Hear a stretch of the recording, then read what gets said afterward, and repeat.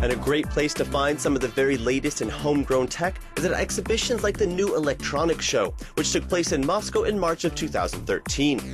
Hundreds of companies and thousands of specialists flocked to see some of the latest trends in modern microelectronics. There were a number of interesting ideas, some updates of existing tech, others entirely new.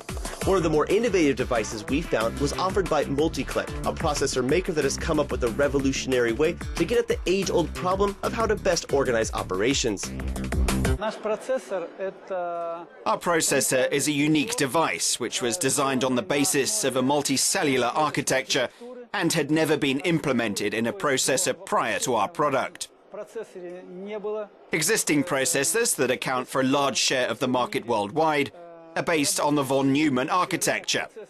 Our architecture, however, is different. For most processors out there, parallel action is significantly limited. Operations are rank ordered and information can only be exchanged via the memory, not between control units themselves. With MultiClet, however, things are much more free-flowing, and crucially, information can be exchanged between operations directly without having to go through the memory. And in MultiClet's quest to make its mark in the marketplace for processors, they've teamed up with one of Russia's most in vogue innovation funds, Skolkovo. As a member of the startup from the organization's space cluster now, MultiClet has found a willing co-conspirator in a company called Sputniks. Also a Skolkovo resident, Sputniks is in the business of developing the next generation of satellite technology. They believe in a kind of Lego type of satellite, meaning that everything should be standardized and easy to build with a proper set of pieces. Even in their simple office space, they've got just about everything they need. At their testing stand, they check to see just how well the sensors interact with the software to make adjustments automatically.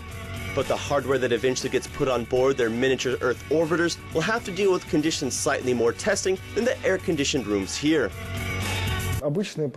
We cannot use ordinary processors like Intel and AMD in space and other complicated technical systems. There is no earthly atmosphere there, which would protect them from solar radiation, and the temperature range is quite broad. Therefore, special solutions are required so that the machine could operate and function there for some time. This processor is designed in such a way as to enable the parallel processes inside it to happen on a multitude of cells. And if something happens to one of those cells, it doesn't fail, but just slightly slows down.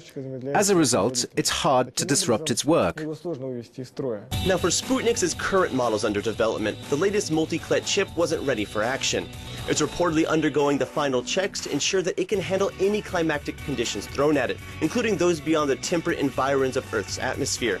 But with the help of MultiClet's interesting, if not innovative design, Sputniks should be at the front of the pack as space operations shift from giant state organizations to smaller, more nimble teams.